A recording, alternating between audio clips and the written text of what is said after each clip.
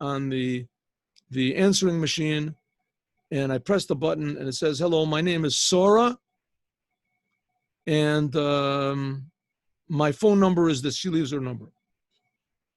So I automatically concluded that this lady must have called the wrong number. She was probably answering an ad for work or job or something like that.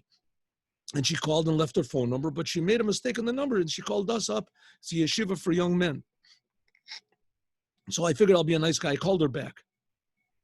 And I said, "Hello, is this Sora?" There was a little hesitation. She said, "Yes."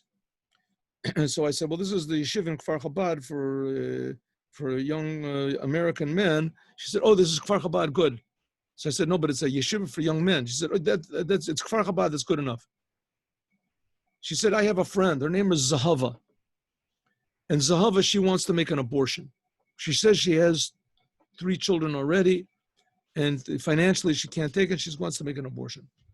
And I tried to convince her not to do it, but it didn't work. So I brought all sorts of experts and rabbis and rebbitzins and professors and things to talk to her.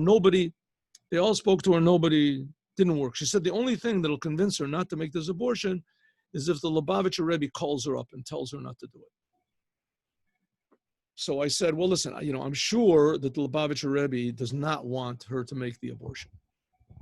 But the Lubavitcher Rebbe is a very, very busy person. I don't know if he'll have time to call her up." I said, "Listen, let's do like this. We'll write a fax." In those days, that was the big thing, faxes. We'll send a fax to the Rebbe's office and explain what Zahava's situation is and ask for a blessing. And then I'm sure that, the next person who comes to talk to her will have success. And then I'm sure that anybody," I said, "even I'm willing to go and talk to the lady if the Rebbe gives a blessing." She said, "Okay." So we wrote a letter and we sent it in, fax.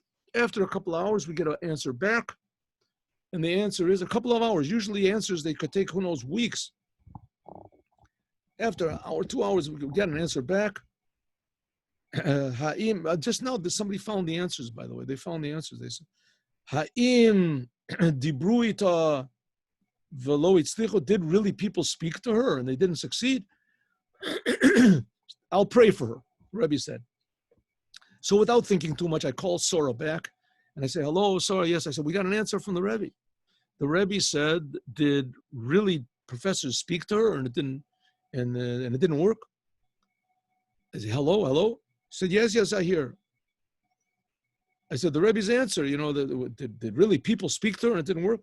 So she said, "What, the Lubavitcher Rebbe's calling me a liar? And that there weren't people?" So I said, "Listen,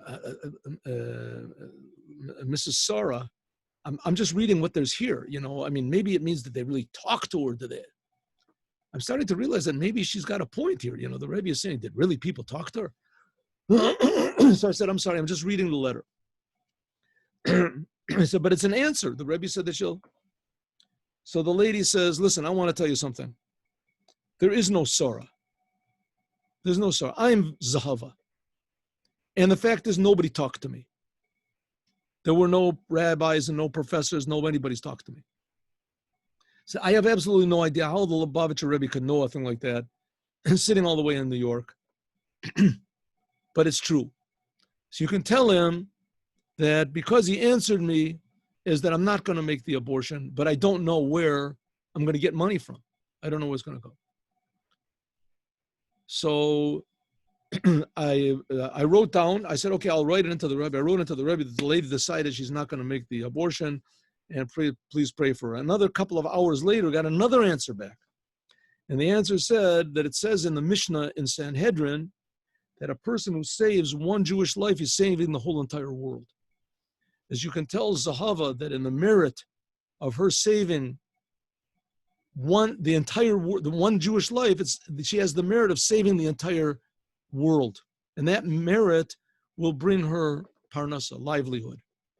Okay, I did not follow up on the story. I don't know what it was, what happened in the end, but we can see the amazing care that the Lubavitcher Rebbe took for an unborn baby. Here's an unborn child that wasn't even born yet. Who knows what it could be? And nevertheless, it's important to the Rebbe to take out from his time and to give two answers to this lady in a very short time, saving one person, which means saving the entire world. Have a good day, everyone. 3 o'clock. 3 o'clock, please. We'll be back and we'll learn Chumash together. Shalom.